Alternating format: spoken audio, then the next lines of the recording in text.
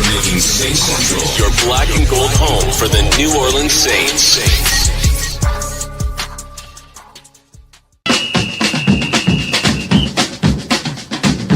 Who that say they gonna beat them Saints? Who that? Who that? Who that say they gonna beat them Saints? Who that? Who that? Who that say they gonna beat them Saints? Who that? Who that?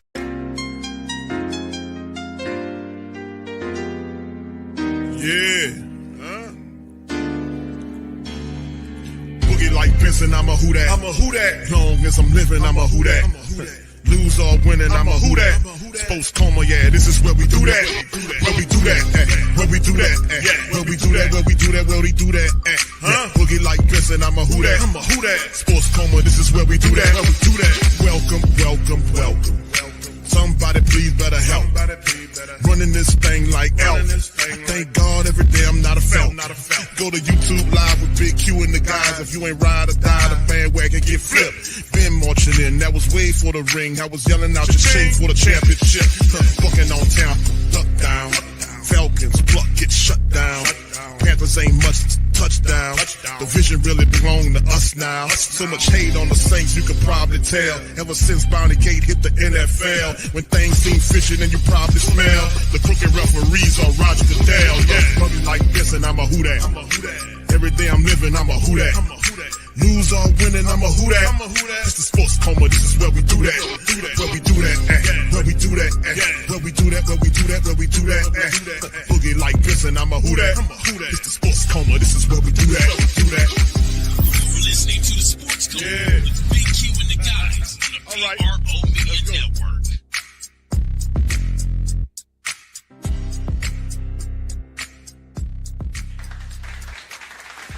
All right, anyway, we're going to hit these team statistics. We're going to have the Saints interview, fam. To be honest with you, we'll have the Saints interview popping up here and after a while, man. And to hear from Kellen Moore, I'm pretty sure you might hear from Cam Jordan. He might feel inclined to want to pop up and say a word or two to the Who Dat Nation. You never know, but when you lose as bad as they lost today, like if they get blown out like that and then the Pelicans get blown out by 30-something points, it's just a bad look, man, on so many levels with this team and the people that work for the Saints. You know, you can paint a pretty picture all you want, man, but this is a sorry product. You know, even if you say, like I said, the tanking situation, I get that, but they were playing the same crappy way at week number 1. Either they are master tankers or they master stinkers or a mix of both. I would say more stink than tank. You know what I'm saying? More stink than tank. All right, so anyway, man, y'all stay right where y'all are. Y'all hit that like button for me. We'll have this press conference up momentarily. We're going to bring up Pops Q in just a second. Let's hit these statistics first, and then we'll kind of run it down, man, and see what's going on. Shout out to you. Thank you, Ro. Yes. Sledgehammer. Yeah, that's that jam, y'all. That's that jam, man. Y'all know it. All right. Anyway, here we go, man. All right, 31st down. 31st downs the Rams had. Now, remember, there was a graphic that said that the Rams had all highs. You know, they scored more points, had more yardage, more plays, and they were number one against the Saints in terms of it, just a regular season average for this year. But 30 to 10 on first downs, the Saints were 2 of 9 on third down and 0 for 2 on 4. The Rams were 7 of 4, 50% and perfect on fourth down. They had 77 to 40 on the plays, 438 yards to 224. The drives were 10 of 9. They averaged 6 yards a play. Saints were 5.6. They were 267 versus 167 in terms of the pass. The rushing attack, they put on 171 yards against the Saints. Remember, the Saints allowed 200 yards. They only gave up 171 off of 43 rushing attempts. The Rams 3 penalties for 32 yards there. Saints 5 for 33. The red zone, Saints was in the red zone 3 times, was 1 of 3. The Rams were down there 5 times, with 4 out of 5. You can't ask for nothing more than that. Look at the time of possession, fam. Look at the time of possession. They had the ball for almost 44 minutes in the game. The Saints didn't even have the ball for 16. Remember, they averaged 16 points a game. They are regressing in points. They went from 18 to 16, and they're going to dip again. They had 16 minutes, fam, of a 60-minute game. That is absolutely ridiculous. That is bad. That is bad. And then, of course, you look at the individual numbers. Tyler Shough was decent, very decent. Tyler was 15 and 24, except for that interception. 15 and 24 for $176. He averaged over 7 yards a throw and was throwing the ball down the field. His rating was 81.2, touchdown and a pick. The rushing attack was Taysom Hill, 4 carries for 30 yards that disappeared. The Saints could not get anything going in the second half. They finished with 57 yards off 14 carries. And a lot of that is due to the fact that the Rams just hoarded the ball. Over 40 minutes time of possession is utterly ridiculous. Rashid Shaheed was thrown at 9 times, was 5 of 68, averaged over 13 yards per catch. Chris Olave was 3 for 57, averaged 19. Jawine 3 for 4 for 31 yards, and he did have a touchdown. Brandon Cooks 2 of 3 for 16. Elvin was thrown at 3 times, 1 for 3. Devin Neal 1 for 1. Justin Reed, the top tackler, 13 total tackles. Demario Davis had 13. Alante had 5. Jonas Sanker 8. Stutzman had 8 in the game. 2 sacks. Jonah Williams and Chase Young got sacks today. No picks, no turnovers. Rashid Shaheed on the return game once, and the kick return, punt return. Blake Grupe 1 for 1, 39-yarder. Kai Kroger kicked it 4 times for 184, 46-yard average, 2 inside of the 20 out of the 4. For the Rams on the day, Matt Stafford 24 of 32 for 281, almost 9 yards per throw, 4 touchdowns, and a rating of 140.8. That's ridiculous. He was sacked 2 times, didn't matter. Kyron Williams, the running back, 25 carries for $114, almost a 5-yard average and a touchdown. Blake Corum, the backup back, 13 for 58, averaged 4.5 on the run. They made it easy work against the Saints' pathetic run defense. Receivers, Puka, 7 catches, 95 yards. Would have had a bigger day if he hadn't been left the game. 1 touchdown. Devontae Adams was just the 2 of the easiest touchdowns you can ever get as a wide receiver in the NFL against the Saints' rickety secondary. 5 for 62 touchdown, 12-yard average. Ferguson, the tight end, 2 for 54. Davis, 3 for 37. Tyler Higbee, 3 for 13, and a score for the Saints. So there you go. Then they top guys in terms of tackles, Kitchens, Landman had 5, the sack from Braden Fisk. And, of course, we knew Byron Young had a sack that they took it away from him. I thought they kind of robbed him of that sack. It went away, but regardless or not, the Rams took the game. 34-10, they improved. The 6-2 Saints go down 1-8. And I would dare say this is worse than the Dicker years. It's worse than the Mike Dicker years. This is just overall terrible, stinky, funky football from the Saints. So we'll bring in Pops Q to the broadcast. Pops, welcome on in, my man. How you doing? How you doing? All right, Pops, unmute. You muted up, sir.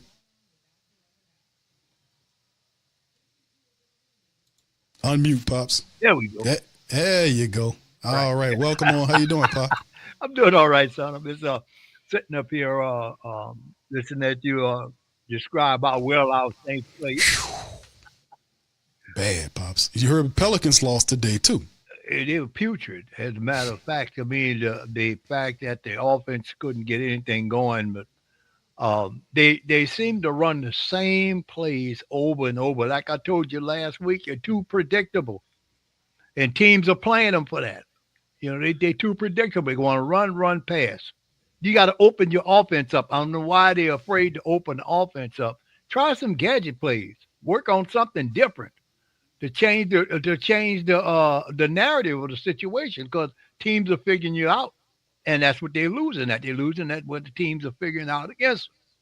So every day, every game, this coach got to get up here and find reasons to say that he got to coach better, and the team is not responding to what they're doing. Same way with the Pelicans. The Pelicans coach, I think they done kind of got to the point they don't hear him no more. But they're not. I mean, they don't seem to have any fire to play, any intensity to play. They're just there to get the checks. And Jawan Johnson, that man need to be on the street. He's too unreliable. Yeah. You got to have somebody who can catch that ball, especially in the red. He's a big fella. I don't know how his blocking may not be all that good either. I don't understand why they keep trying to throw the ball. We have tight ends on this roster. Why not go to somebody else?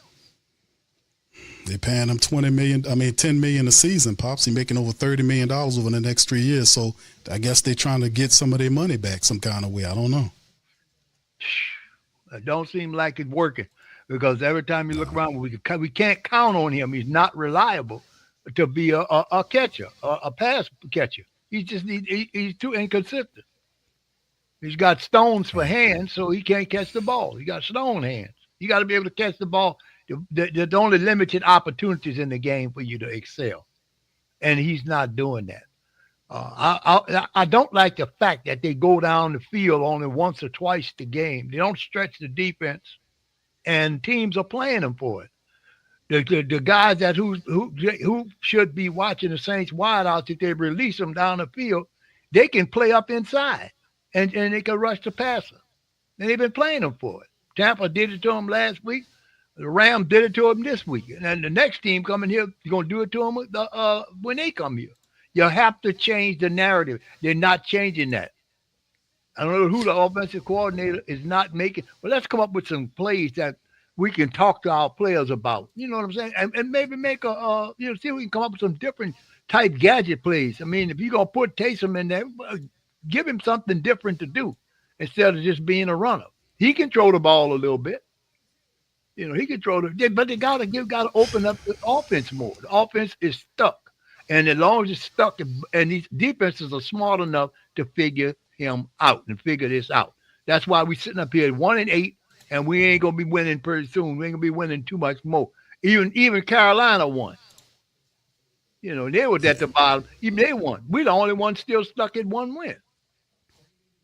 I think the whole league, the rest of the league, at least got off of one win.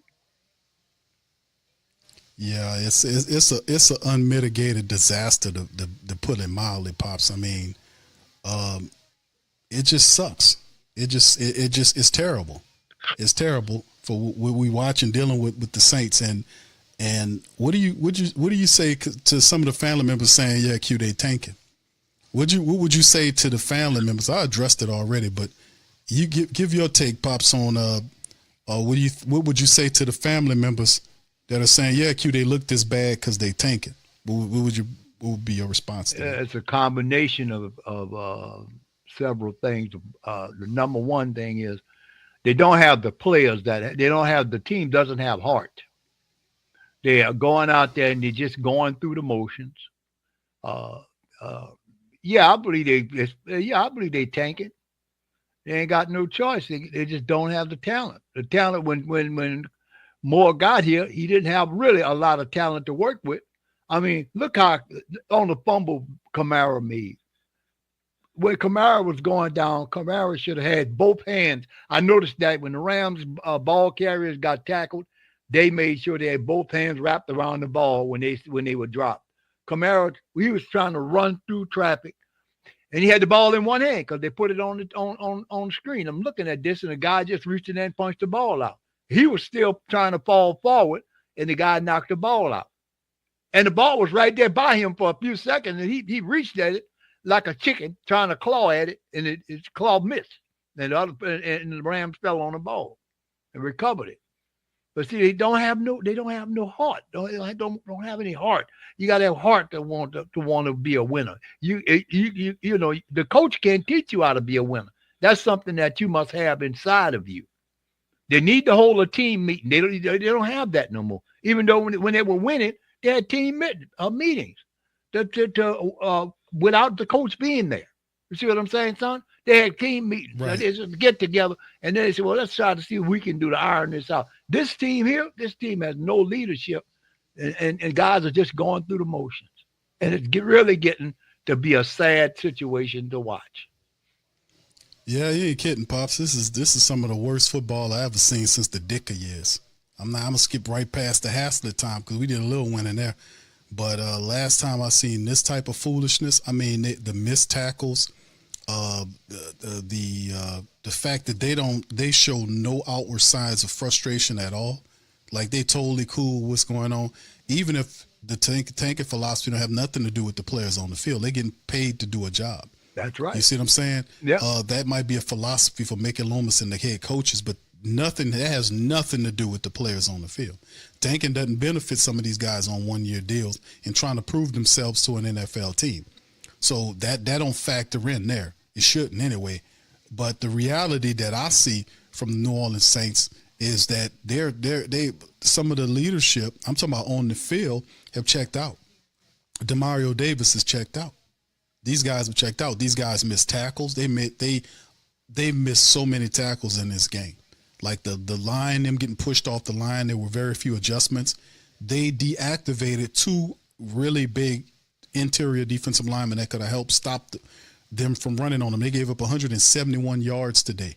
They gave up 200-something yards last game. They gave up 171 this game.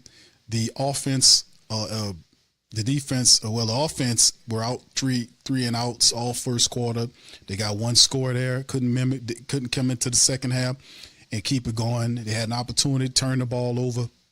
They had a situation where they could have converted on the play. Got caught with a false a false start. So I mean, it's just a silly situation to have. And Tyler Shough, you put your young guy in there, and he did a pretty decent job, but the pressure is all on him to make plays down the field because Juwan Johnson, he dropped a 3rd down ball. That was easily he threw it to him, and you should have seen Shough's head. Shough head just put his head down like, man, what could I do? He put the ball right on this sorry-ass dude.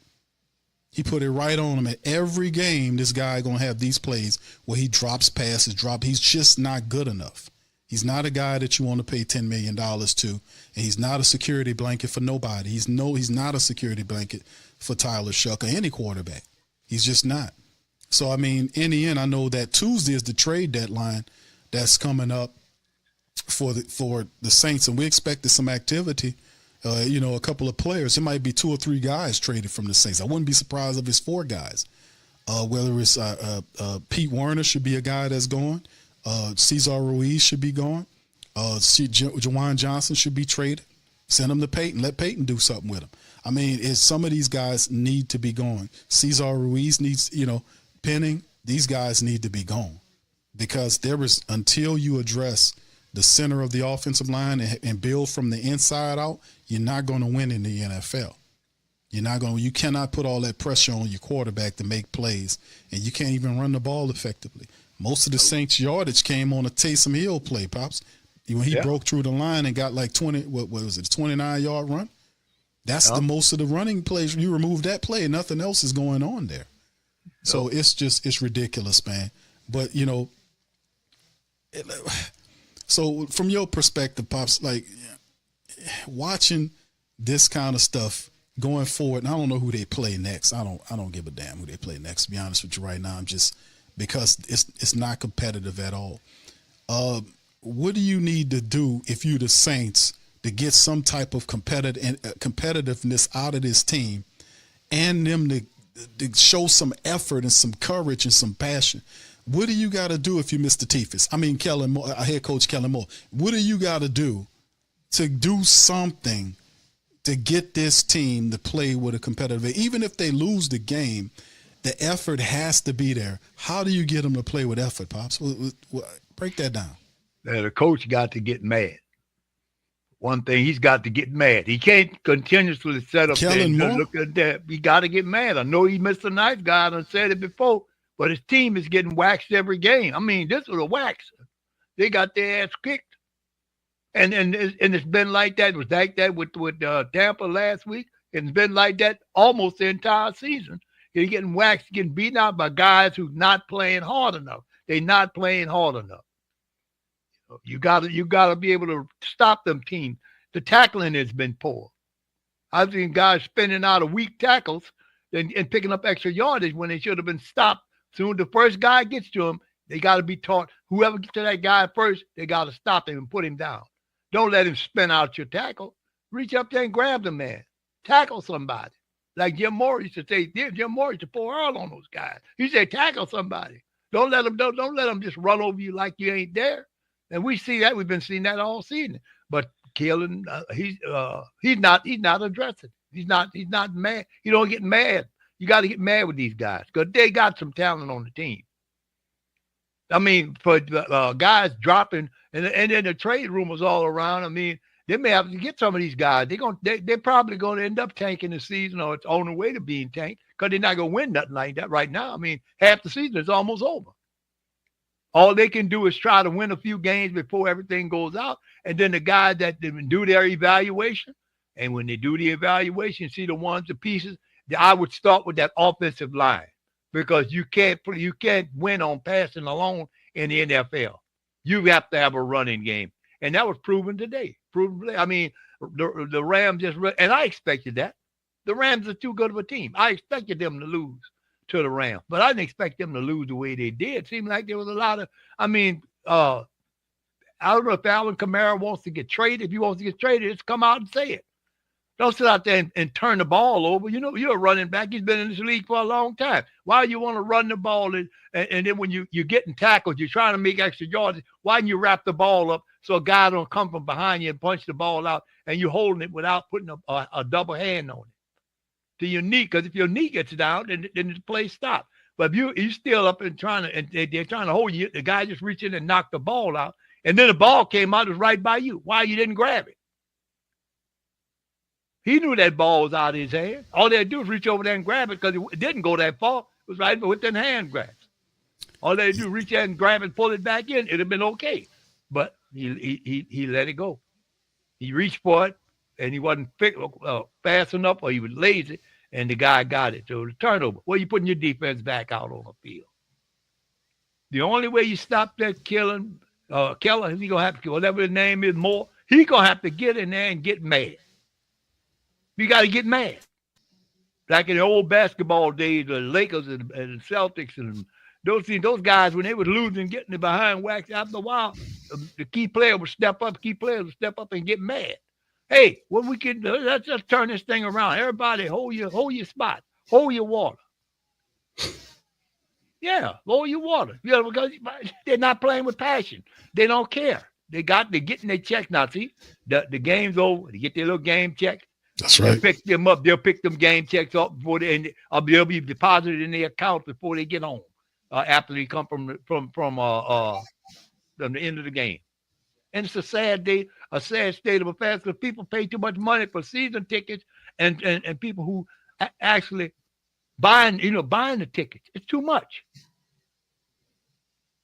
So the only other thing I can say, son, Kellen got to get mad. He's gonna have to get mad. He see what's going on. They have the meetings. I would be Jawan Johnson would be on the street if I was Kellen. I have to find somebody who's willing to catch the ball and somebody who can block. I need my running game and get rid of these guys. The salad man need to go. The offensive line is too porous. Defensive line is too porous. Yeah, Cesar Ruiz is a problem. Penning is not good. McCoy is backwoods said Talk, boy. So I mean it's one of them things, Pops, where we what's up, T Mama? Shout out to T Mama. How you doing? Derek White, what's up, brother? Backwoods, I see y'all. What's up, fam? Appreciate y'all. I see you, Cam. FJ Sean, what's up, man? Gundam, I see you, brother. Knox Villain, much love. Christopher, how you doing, bro? Big ups to y'all. L Dub, what's up, bro? I mean, the whole bottom line is to me, Pops, it's just one of these situations where we've seen this. We talked about this. And even though it seems a little simple to us, it's not simple to the Saints leadership. It's not, family, because Mickey Loomis is the leader of this team. Mickey Loomis is still in control of this team. He's stubborn. He's pig-headed. Yeah, I think he's suffering with some type of dementia. He's an idiot. So at the end of the day, I don't have any faith in anything that the Saints are going to do in terms of turning it around, because the vision, you would think that Kellen Moore would be the guy, like you count on Kellen to do some stuff, but watch him sound the same way he always sound. Listen to this. Here we go. Controlled so many of the situational football plays they're able to play a lot more efficiently, run the football better, but certainly, third downs, red zone, fourth downs, they really control the game in so many ways. And so we didn't get enough shots at it. We didn't get enough opportunities. We got to play obviously a lot better. A lot of this comes down to, the details and the fundamentals of the football game. And so, sometimes it's a simple game, and we got to play better and Same stuff. opportunities. And so, when you look at it, we had 40 snaps on offense. Probably an all-time low, and then they had 77, so they obviously controlled the ball for much of this game. How much did you find that the third quarter was kind of a big cause for the result of this game? Yeah, they controlled the whole third quarter. Essentially had it, and we had one quick possession, turnover, and they got it back. And so obviously they controlled, we got a little bit of momentum going into halftime with that touchdown. Felt like there was, we're right back in it. We have a chance, and then for them to kind of control the entire quarter of it, go ultimately score, put themselves in an extended lead now, and we weren't able to capitalize. It looked like I think it was 4 of the first 5 drives were 3 and out. Fast starts have been a big issue for you all so far this season. Why has that continued to be something you struggle with? Yeah, obviously if we have a solution, we haven't found it yet. We got to play better, and I got to give us the best opportunity possible to be successful. We got to just play clean football. We just got to play clean football, execute plays, and put ourselves in position. You only had 40 snaps, 40 offensive snaps. How would you just assess how Tyler did in those 40 snaps? I thought there were some positives that came out of the game from Tyler's perspective. I thought he threw it well, delivered. I thought that 2-minute drive was big-time football before the half. Even at the end, I thought he made a couple really good plays to quickly get us down in the red zone, and weren't able to run the football and, get a first down there. I know it kind of follows up to that third quarter, but you felt like because the Rams held the ball so long in that third quarter, that momentum that you had offensively kind of deteriorated at that point? Yeah, I mean, real time, it had been 40 minutes by the time we got back. So, obviously we got to do a better job there. And then when we do have our opportunity, we can't fumble the football. So we fumbled it and turned it right back over to them. I know they happened late. Do you have any updates on the 2 guys who left the game with injury? Yeah, we'll keep an eye on that. Obviously, Jack and Tolly, they had an ankle, and so we'll just see how that goes. Was the decision for Alvin Kamara to see the field a little bit less after the fumble intentional? We're just trying to get things going, and so Alvin's a big part of this thing, and so it was unfortunate we had turnover there. They won the battle 2-0 today. Obviously, like a lot of things go into this, but what went into the decision to kick or keep the ball after the winning the toss? Just receiving. Just want to start. Yeah, we got to find a way to start fast, and obviously we're not there. We got to find a way to start fast, feel some early success in the game. They have a really high success rate when they lead at halftime, and so you got to do everything you can to put yourself in position to be successful early in the game. What were you seeing on that challenge, whether Stafford was down or not? Yeah, just trying to give ourselves an opportunity there. Felt like I obviously didn't see it until after I'd thrown the flag because we're the road team, and so we felt like there was some compelling.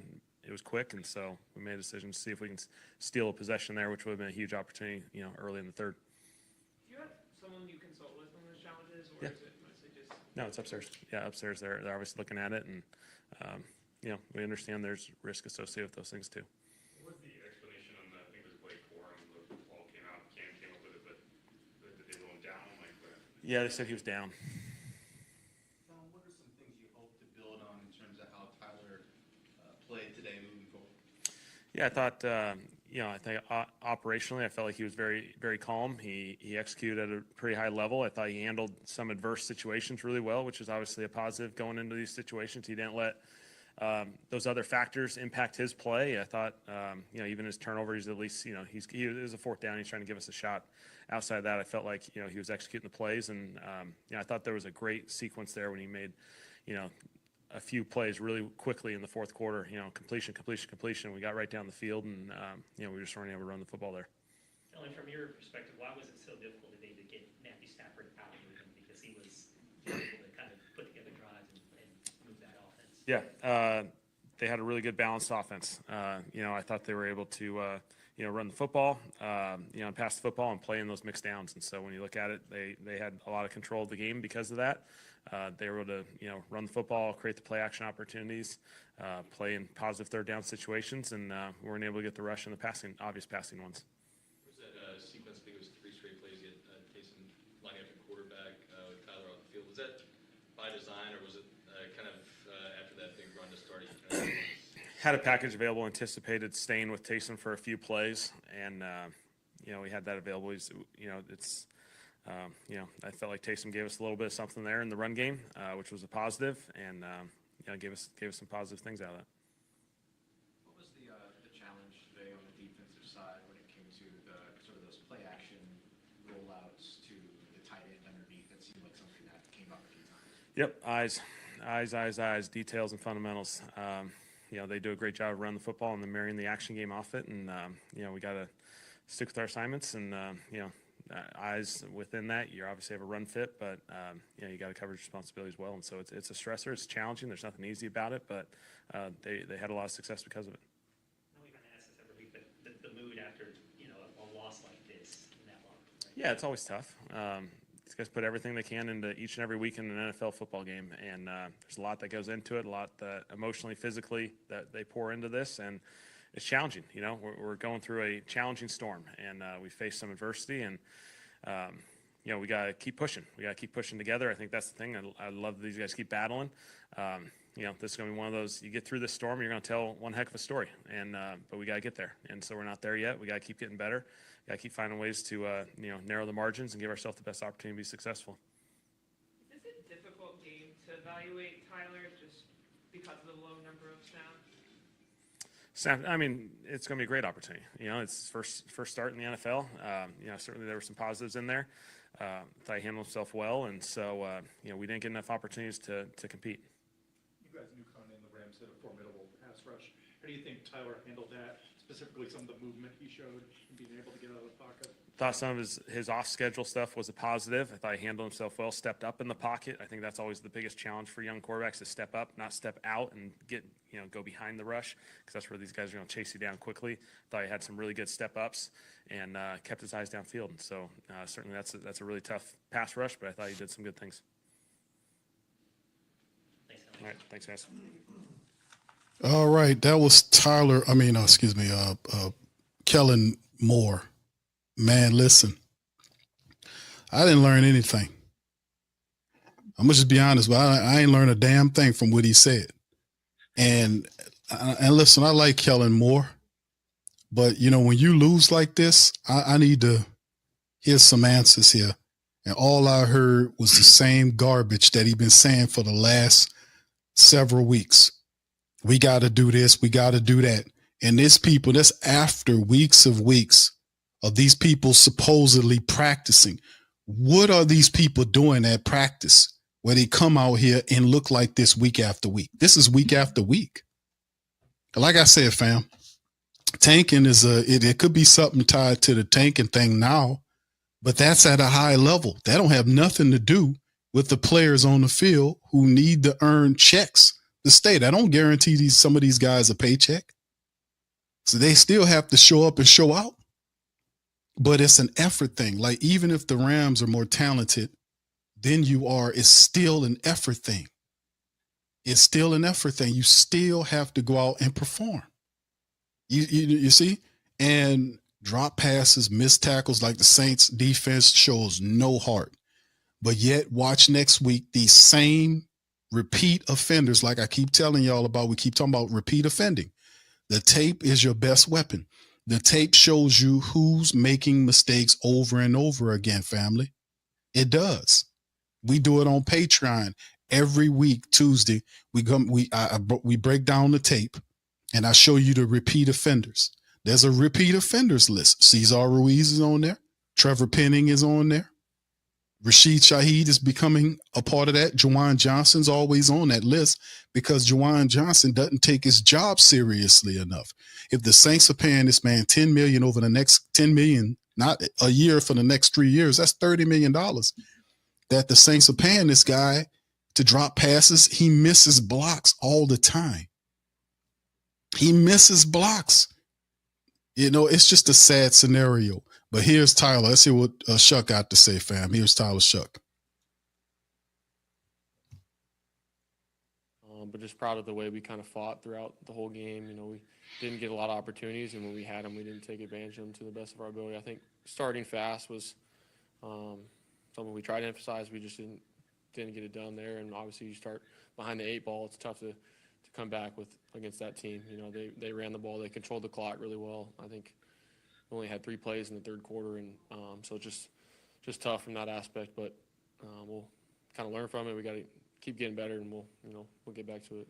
Do you feel most comfortable in that final minute driving the offense down? Did you feel like you were at the most comfort you've been, so far in that game? Yeah, I mean, I felt pretty comfortable throughout the whole game.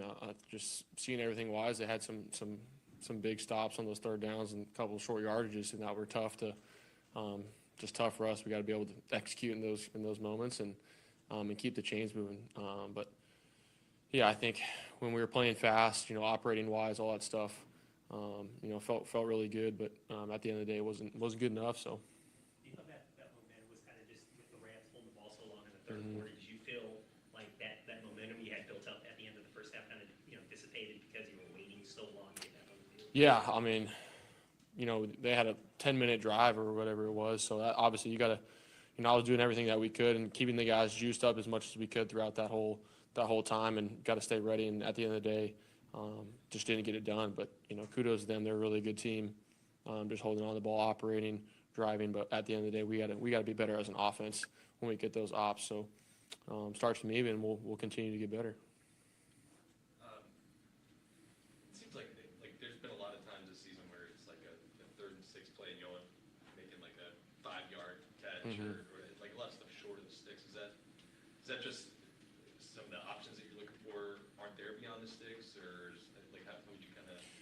Yeah, just kind of football happens that way sometimes.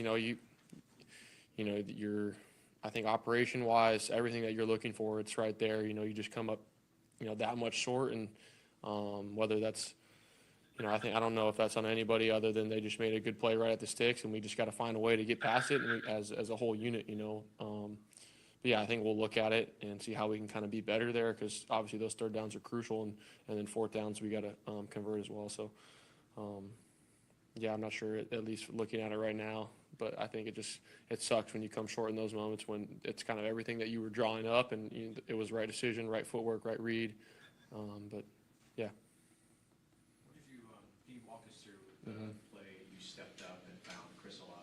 I think it was right before the half. You found him for a big game. Can you walk us through that?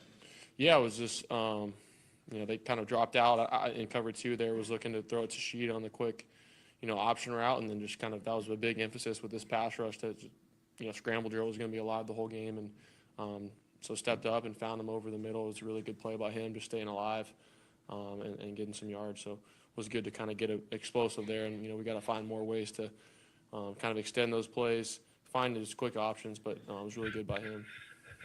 Going back to the end of that first half, that touchdown to Juwan, just what did you see there? Yeah, we were trying to get Bailey an option. He ended up getting double there, sitting back in shell, and just kind of went back to that third progression. And Juwan was sitting there right over the middle, and he made a really good play after the catch, getting the end zone. So wasn't exactly how it was what we were trying to dial up, but it was just kind of great from the whole offense. Great by the job of the O-line, hanging in there so we could progress to him. Can you walk us through what you were seeing on that 4th down interception? Yeah, we were trying to get the ball to Chris there one-on-one.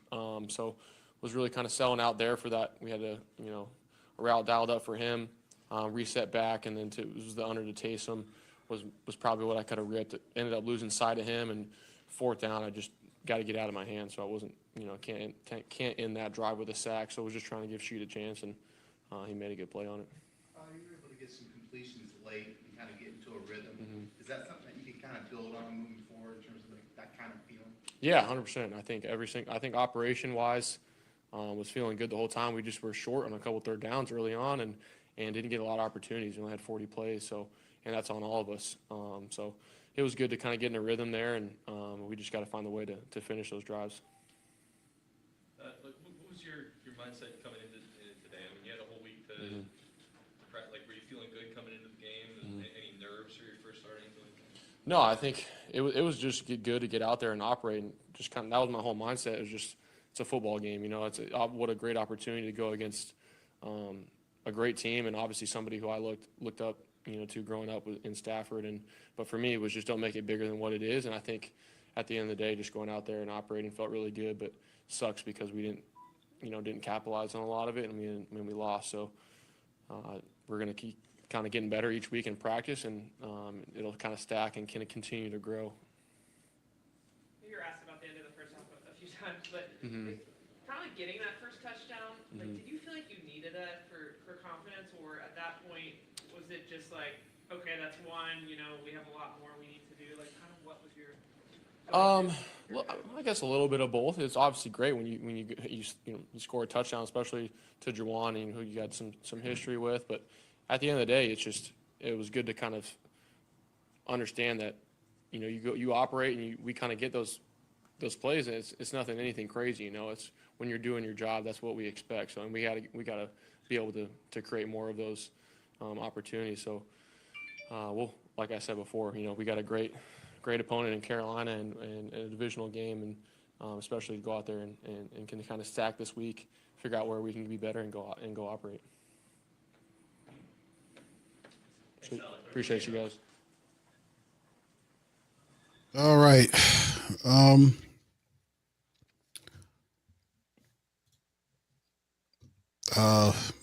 Shough to me, man, is he's a guy, man, who gets his first start. Really didn't do all that bad based on what I seen today. The interception was a bad decision, but you expect that out of a young quarterback. But the Kellen Moore, just kind of go to the Kellen Moore thing.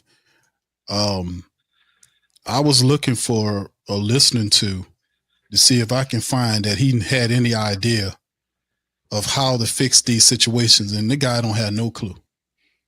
He don't have no clue. His superpower is locate the problem and stop him from playing, or trade him. You can't if this is your team and you really thought some BS about a player, when the tape show you what time it is, and this guy, you got to move on past these guys, because it's just time, bro. It's time. Pops, you heard these two interviews, man. I think that's probably gonna be it for them. What are your thought on Kellen Moore and Tyler Shough's interview? Well, I Tyler was about what I expected him. He came out and he really, passed the ball pretty decently. He had that one pick, but he passed the ball pretty good. He scrambled around and got a play out. So he's in a learning process. His first game started, and Kellen Moore the same. He's gonna have to get on these guys. He go out to get on these guys or get his own set of guys. In other words, sometimes a new coach has to get rid of the players that the former coach had and bring in his own players. And that's what this man need to do. He need to get his own players out there. Because if you played with guys, you know how they play. You know they devoted to you. All these washed up players, the Saints have too many washed up players on the squad that have been in the system too long, and then it become trough feeders. They just perform for the game check. They're not interested in the team winning or trying to help the team win. The defense played okay in spurts, but the offense turned the ball over. I mean, like I say, Alvin Kamara, he's done that a few times this season, carrying that ball in an awkward position, and the ball gets knocked out. You're going through the line. You're going through the line, and your hands coming, fists flying. You got to cover that ball up.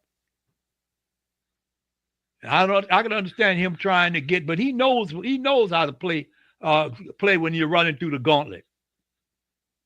Guys, they're trying to punch the ball out. They're slapping on it, they're pulling on your arm. You got to tuck the football next to your body and run with it. And then get down. If you see guys coming to tackle, you get down on the ground. Get your knee down at least. Then if they do knock the ball out, well, you're down by contact. So, like I said, Kellen got to either get mad or get rid of some of these guys. And he's going to have to, I think he's going to have to do a slate with this defense. All them older guys that not able to contribute, they need to be, shipped out. And he's got to get mad. He's going to have to get mad with these guys. You can't let these guys continue to play awkward the same and then be like a teacher. You got to coach them and teach them. because the play is really atrocious. They can't even stop nobody. They can't stop anybody. The run defense is atrocious.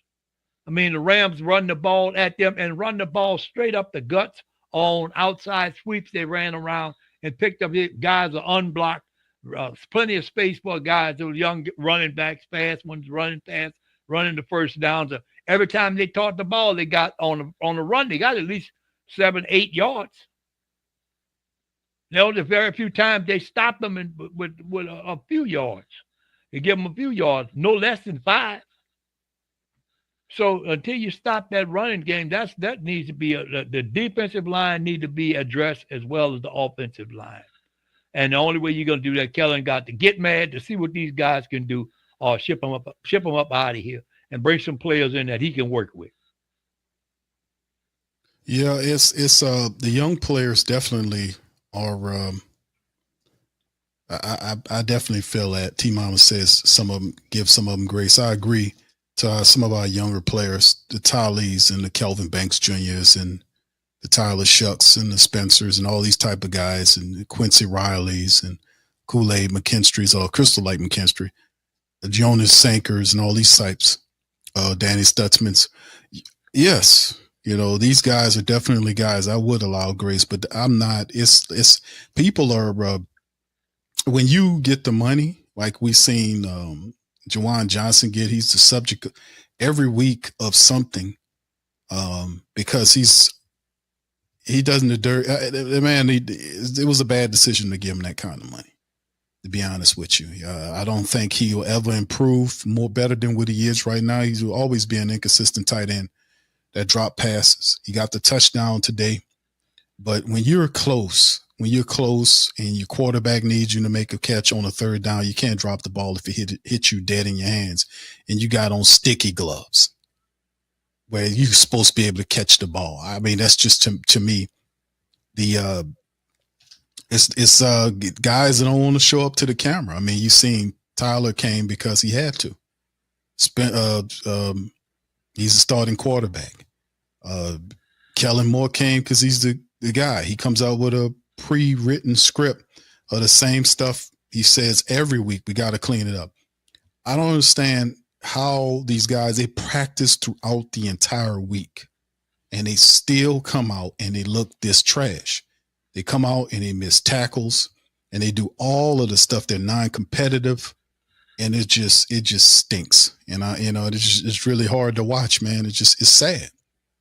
And the Who Dat Nation, man, like you afforded, like Kellen Moore is going to be afforded a certain amount of time, but fam, it's about to get real hard on Kellen. Even for our people that are thick with patience, that got the patience, that's real patient, it's about to get real thick because we have not played the Falcons. That's in 2 weeks. We got the Falcons coming up. If the Saints get swept by the Falcons, could you imagine how the Who Dat Nation it's just a whole nother thing.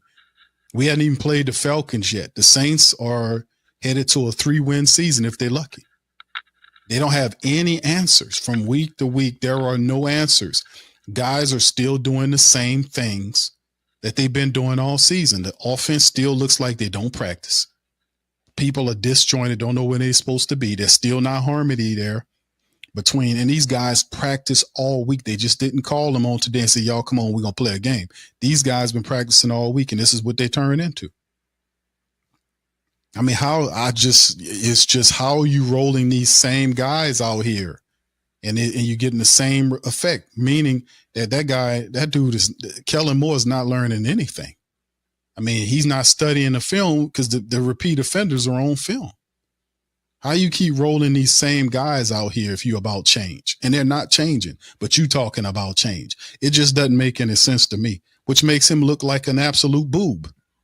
Yep. He's saying the same stuff week after week over and over again. I said, fam, watch, listen to what he says. Saying the same stuff all over week after week. He trying not to say clean it up because we hit him with the cleanup button. Every time he say that, every time he say clean up, I hit him with the cleanup, man. So he tries not to say that and tries to shift and say some other stuff, but it's all the same message. I'm listening for hints that he knows what he's doing, and he don't know what he's doing. That's the truth. He over his head, and he's not looking at this team in a way where it's productive, obviously. Like, I would be pulling guys out. Guys would be getting cut because you ain't going nowhere. You 1-8. So some of these guys get traded. Some of them get cut. I'm bringing new guys in. I'm doing that right now. I'm not just waiting till the draft to come around. I'm getting rid of, I'm cutting dead weight. There are guys here that's collecting checks that shouldn't be here. The veterans are collecting checks. They're not getting upset. You're not getting upset. They're not slamming helmets down. When they release the videos of them in this locker room, watch how they look. They're not mad at nothing. They're not mad. You mad. You frustrated. Them people ain't frustrated. They check their bank accounts. They got that game. They check they good.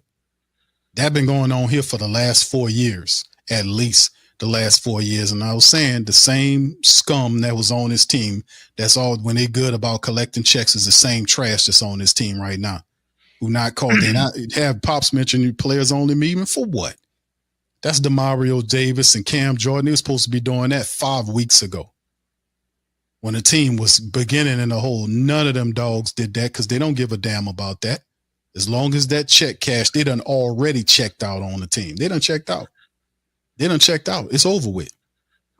So like I said, man, I would handle it different. But Kellen Moore is a beta. Ain't no doubt about that. He ain't no alpha. He definitely a beta guy. I'm gonna even cut you on that. One of the family members said in the chat, he definitely a beta guy. Ain't no doubt about it. Because ain't nobody gonna be doing this shit to me. And I'm sitting up here as the head coach and y'all making me look bad. Oh no. Shit got the roll. You know how this go. You can't be here like that. That's an offense to the team. And plus, there's a dark order of the organization over the Saints and the Pelicans right now, with the Saints sitting up here at 1-8 and the Pelicans sitting up here at 0-6. Willie Green gonna be fired tomorrow. You better believe that. And why isn't he gone? Because of Gail Benson. Why is Mickey Loomis still here? Because of Gail Benson.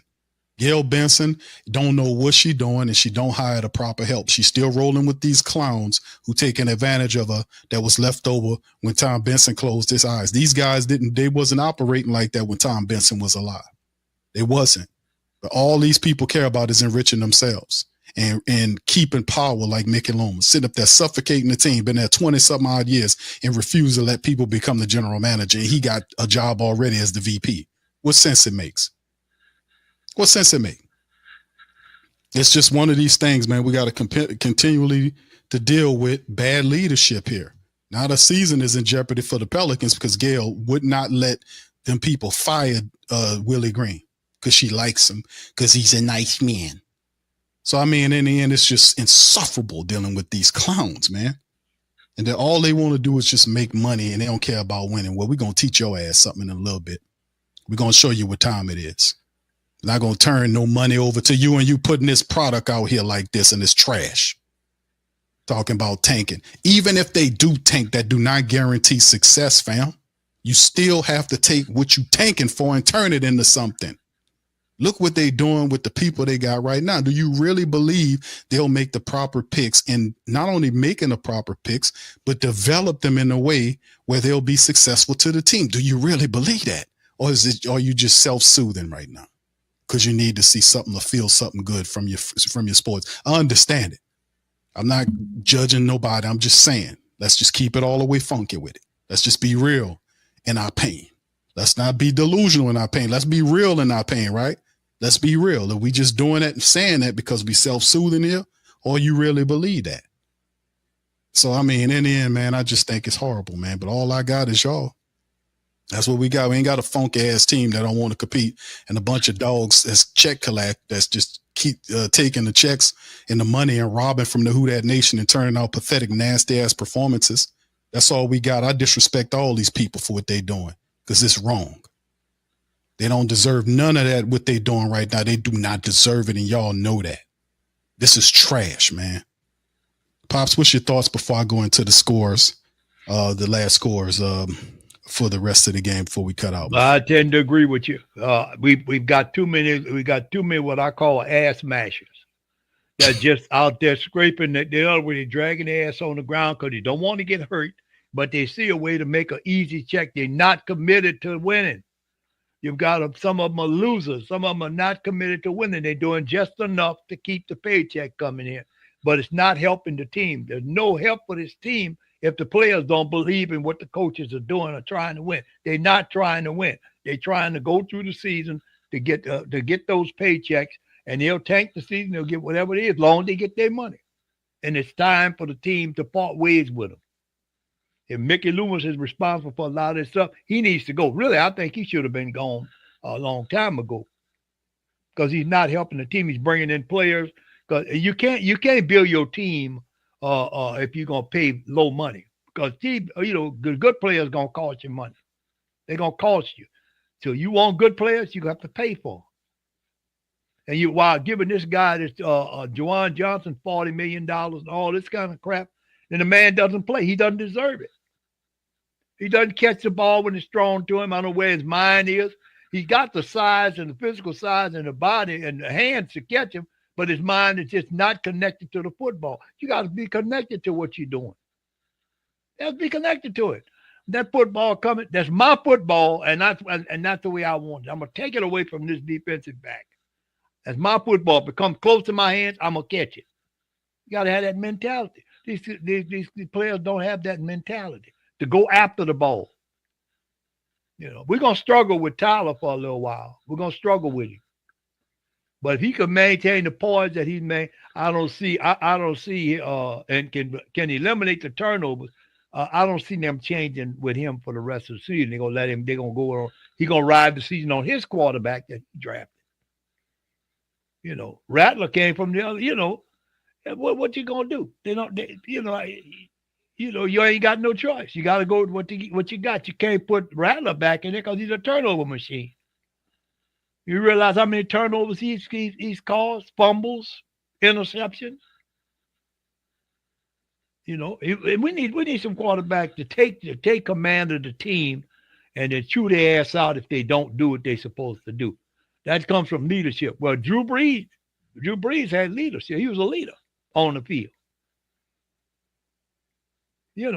So it just really is a sad situation. Now, the Pelicans, let's talk about them. Well, the first thing they need to do, they got to clean up the culture around the team. And that means the team, and I've seen this, seems like the team is not responding to what Willie is doing, or there's some confusion around what he's doing, the way he's trying to coach this team. You see what I'm saying? It doesn't make some of his decisions are being questioned. I eventually can see them ditching him and going with Borrego or whoever's the assistant coach, and it's not going to be long. If he don't start, if this Pelicans team don't start winning, he's going to be out of there. Yeah, I think he's gone tomorrow. To be honest with you, I think the word on the street was he was going to get fired after the World Chip, and it's too blowout. Well, it's not good enough. Willie Green had enough time. I think he's done for. If he's not, then it'll. A lot of people is just not going to show up to the games. The Pelicans stink. All of the people are healthy and they're still underperforming. That's coaching. Also with the Saints stuff, the Saints have what was it? Interiorly, not talking about our two outside guys. The Saints have 4 first-round picks and a high second-round pick currently on their offensive line. When they're healthy. When the season started, they didn't look good at all. They couldn't push. We know that the 2 tackles, left and right tackles, are young guys. Tyler in his second year, dealing with injuries and a sophomore slump. He's dealing with it. Kelvin Banks Jr. is getting, his lumps and his welcome to the NFL moment. But inside, 2 first-round pick guards and, offensive lineman anyway, in Penning, a first-round pick bust. Cesar Ruiz is a first-rounder, and McCoy is a second-rounder. The Saints have these guys. They're high picks, but they're not. It ain't working. It's not working, and a lot of what you see is definitely coaching to me. I think it's a 50-50 mix, or if it's not 50-50, it's a close mix to that, maybe 60-40. But it is definitely, to me, it's bad coaching because they're consistently bad and inconsistent on tape. So if they're allowing them to go out there like that, I would put all of that the great majority of the blame on the coaches, the assistant line coach, and other coaches, the defensive line coach. This is unacceptable.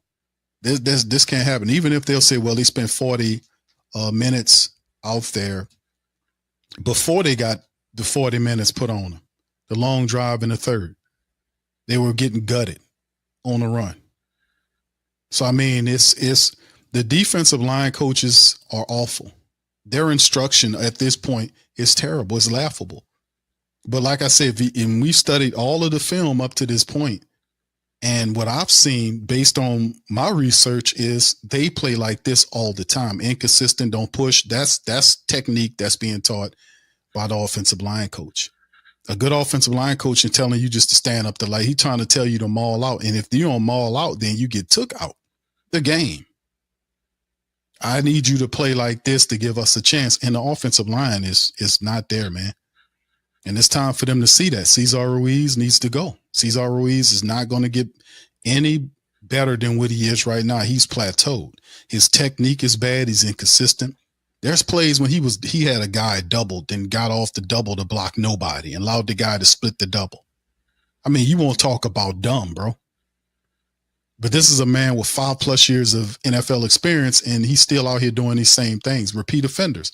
Penning is another guy. Penning is a guy that shouldn't be. He's not going to be here anyway because his contract is up.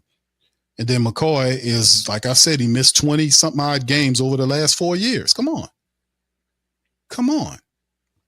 That is showing you that he cannot be counted on as a center no more. You need to find somebody else.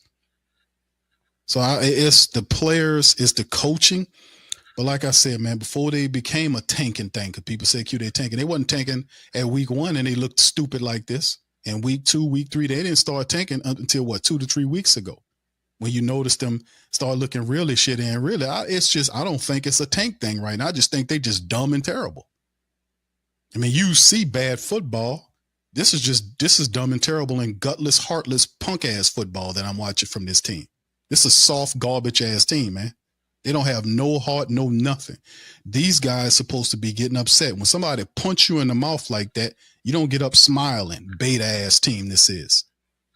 You're supposed to be upset, even if you don't have the guns or the talent that you feel, but you're supposed to feel like you could play with anybody, because at any given Sunday, anybody could be beat if you come with the effort. But in the end, man, it don't pain me to say this about this team. It's a punk-ass team, man.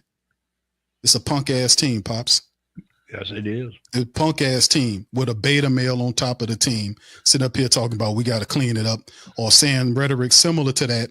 And every week they come out and roll out incomplete games where they can't even catch the ball. They can't even block consistently. They get pushed over, get ran on. I mean, it's just week after week, from weeks number 1 all the way until this week. They've been crappy and garbage, and the man sit up there lying, talking about they practicing every week, and they coming out with this same stuff every week. Same stuff every week. They practice the entire week and come out here and look like this and put up 10 points against the Rams. Rams wasn't doing nothing that difficult. It really wasn't. So, I mean, in the end, man, like I said, it's just one of these situations, man. But anyway, let me hit this board up, Pops, right quick before we get out of here. The scoreboard for the family members, Seahawks and Commanders play tonight, 7:20 Central Time. The Jaguars, they got to win. They're 5-3. How about the Jags? They're 5-3. They got to win over the Raiders 30-29. The Bills beat the Chiefs 28-21. The Bills are 6-2. Chiefs now 5-4. The Bears got another win. They're 4 against the Bengals, 47-42. The Bears are 5-3. The Vikings eke out a win against the Lions and hit 500, 27-24. The Panthers are 5-4.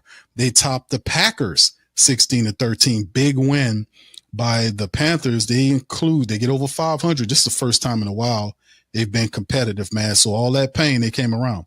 All right, the Chargers, they were able to get their 6th win of the season, beating the Titans, which is 1-8. Boy, the Saints and the Titans running a race together. The Falcons lost to the Patriots by 24-23. They're 3-5, despite the fact, that we are losing. Their records is still better, right? 49ers get a win over the Giants 34-24. The Colts was rolling. They lose to the Steelers 27-20. Broncos and Sean Payton on a last-minute field goal by Lutz to kick them into a victory. Coach Payton's Broncos are 7-2 in the AFC. And of course, you see your Saints, the reverse, 1-8 and 0-4 on the road, losing as the Rams improved to 6-2 with a 34-10 record. The Ravens on Thursday did beat the Dolphins 28-6 to get their third win of the season. So that's some of the games right there in the NFC, in the NFL period. And to kind of look at the standings, do we really want to look at the standings? But in the AFC, so you can look at it for yourself, fam, and see currently the Saints sitting in the cellar, 1-8. There you go, you black and gold for my family member. There you go. Buccaneers at 6-2. Carolina's 5-4, chasing them. Atlanta's 3-5. They're still in it. Saints out of it, 1-8. 0-4 on the road. They're 0-4 and on the road. And losers now of 4 in a row. I doubt the Saints win more than 3 games this season. They are not finding any answers at all, and just maybe not in wins, but at least in the terms of being competitive. You know, we got to be able to find a way to be competitive, and that's just something that we're not seeing from this club. So, I mean, that's some of the stats for the day, fam, on some of the games. So your team is now 1-8 after a 34-10 drumbling by the Rams on the Saints. Shout out to you guys for being out there. What's up, Dedrick? Says we need JJ's Black Jesus painting from Good Times and hang it up in front of the office. I'm gonna say stank. As I said, the wrong button, bro. There you go. JJ, Ned DeWino, is that what it is? Wasn't that Ned DeWino? JJ painted a picture of Ned DeWino. I remember, if I remember correctly, Pops. Yeah. All right. Jay Twice says we're going to get that number 1 pick. Trust. Hey, bro, that's all good, man. That's all you can look for. All right. Green Mother says, what's up, fam? Says overall, she says we have a C- to D+ roster. Thank you, Dad. Appreciate you. Much love. All right. Cam says losing is our version of winning. All right. Okay. I get you. All right, Brother Derek. What's up, Brother Derek? Says 2-15. Got the baby looking at it bad. All right. Baby mad watching the Saints play. All right. So anyway, man, fam, listen. Another loss with 1-8, man. The Pelicans lost too. They're 0-6. Something is definitely got to shake. But listen, Gail is oblivious to anything going on here, man. And she's oblivious to a lot of this stuff. It doesn't make any sense, because she'll go and get instruction from Mickey Loomis, who is an idiot, and she really need to hire her own people. That's one of the things I say coming in. You know, hire your own people. At least having a couple of advisors where you break the circle. You know, you come into, that's your husband thing. That's his stuff. He's no longer here. You got to make a statement. You got to have your own people in place. And I think Mickey Loomis should have been gone, or at least he should have been taken the general manager position. At the very least, should have been ripped away from him, because he has no vision. He's too stupid and arrogant to understand what's going on with this team. And all he does is he's not going to keep it real. He's not going to be accountable. He's just going to stand up and lie to you about the condition and the situation dealing with the team, just like he did with Dennis Allen. He's a complete and utter moron. It doesn't need to be over this team. Complete and utter moron. That's a part of the darkness dealing with the Saints too. His lack of leadership and accountability. Pops, last word. Well, yeah, that and the fact that he's a no-show when it coming down to showing any interest in the team, and because we just got Kellen here, but Kellen's never been a head coach, you know, so he's just still in the learning process. But it seems like these players are either too old, or they lazy, or they just playing to get checks. I mean, but Kamara's been around too long. You can't be turning the ball. You have to be very careful. You got to hold the ball, and you can't just fumble. You're one of the leaders of the team, but you're not showing any leadership when you let a guy punch the football out. You know how to. You've been running for years. He's been running for years. And he's returned that ball over quite a few times, and I can remember down the season. And it don't seem to bother him to do that. He don't come off the field mad. None of them do. They don't come off the field mad. They just like it's a party. You know, man. I don't know what else to say, son, other than see y'all next year or something. You know, that's all we can do. Playoff is gone, buddy. Oh boy! See y'all next year. And look, and the playoffs is gone. I ain't kidding you. There's no playoff. In other words, it's like seeing a playoff shield, and then it got little wings on it, and they're looking up, and it's gone. It's just flying off. Gone. They're waving at it happily. They're waving at it. Yeah, waving at it. And we ain't got no more pressure. Goodbye. We make this money the easy way now, bro. We getting easy money now. Yeah, this nice guy got to become unnice, like Jim Moore. You, if Jim Moore was Jim Moore, you screw up on Jim Moore team, he park your ass on the bench. Yeah. Jim Moore it's a punk ass team, Pop. Yeah. It's a punk ass team, Pops. Beta male head coach, punk ass team. They don't have no guts. Nope. This team that have no guts, nothing at all. I don't know about Tennessee, but I mean, I wouldn't doubt it. We don't play them this year, but if we played them this year, they probably beat the Saints. We do play them, Pops. Oh shit! Oh, Lord, that much. I want to say we do play the Titans. We play them later on in the year, if I'm not mistaken. Let me pull up their schedule. Yeah, we do. It'll be that will be the battle for the first round draft pick, Pops. Yep. I want to say we play them. Yes, we do. We play them on December the 28th, Sunday, December the 28th, in week 17. We're going to Tennessee to play them. So in Nashville. Yes. Yep. Oh man. Well, so there you go. Yeah, it'll be those two games, the game before Christmas and the game after Christmas. The game we'll have the Jets in the town. The Jets are bad. So it's going to be the Jets, the Saints, and the Titans all within that 3-week time frame, because the Saints play them on the 21st, the Jets at home in the Dome on the 21st of December, and then December the 28th, they play the Titans in Tennessee. So those little slobs of games will decide on who gets the first round draft pick. Just being honest, because all these teams are they're funky teams, man.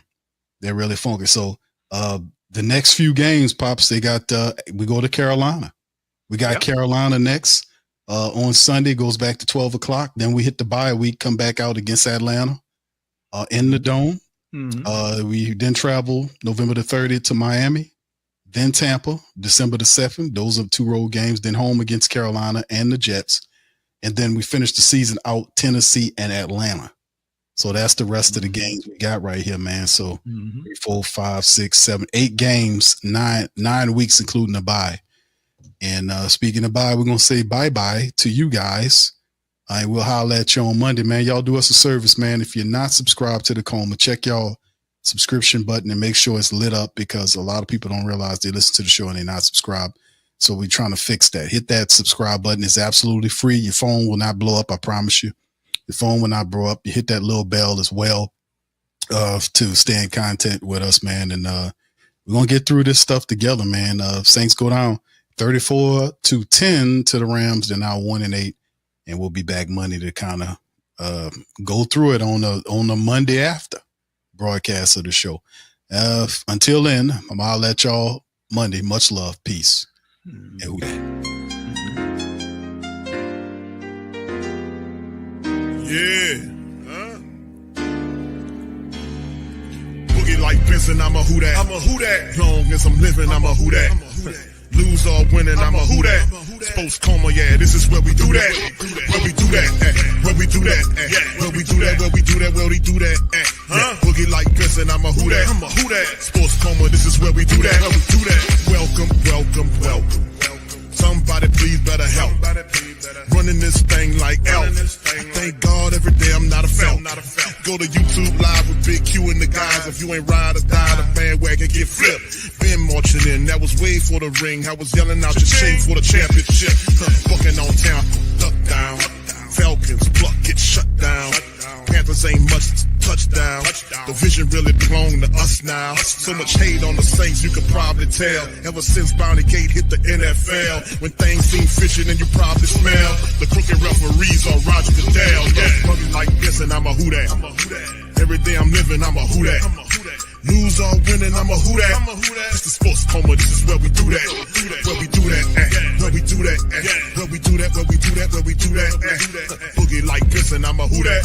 It's the sports coma, this is where we do that. You're listening to the Sports Coma with Big Q and the guys on the PRO Media Network.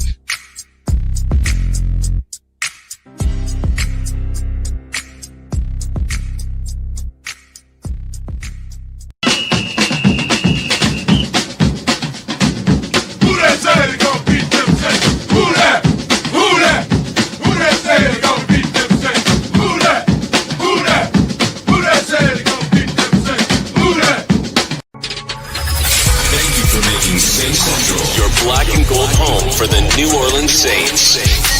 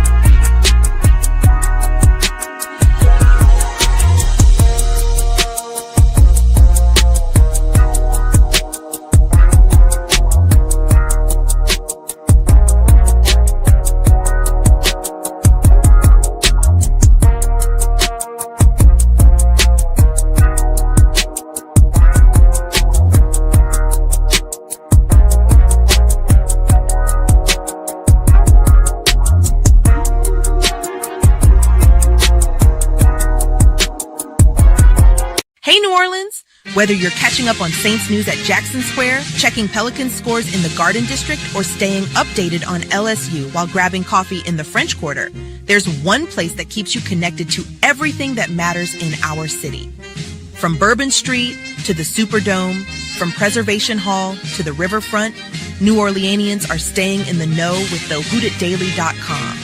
Your daily source for Saints, Pelicans, LSU, and all the sports, music, and culture that makes our city special. At work downtown, at a game in the Dome, or just relaxing by the Mississippi, wherever life takes you in the Big Easy, you can stay connected. Because when you're from New Orleans, you don't just live here. You stay in the NO. That's stay in the know. Visit the whotdatdaily.com and never miss what matters most to Who Dat Nation. Stay in the NO, you stay in the know. Welcome to the Pro Shop, where we create authentic NOLA-inspired clothing for men, women, and children. From Saints jerseys to Pelicans gear, everything's crafted right here in New Orleans. Whether you're shopping the Pro Shop, the Pel Shop, or the Pro Shop Kids, we've got your whole family covered with genuine merchandise that represents our city's spirit. Check for links in the description section below.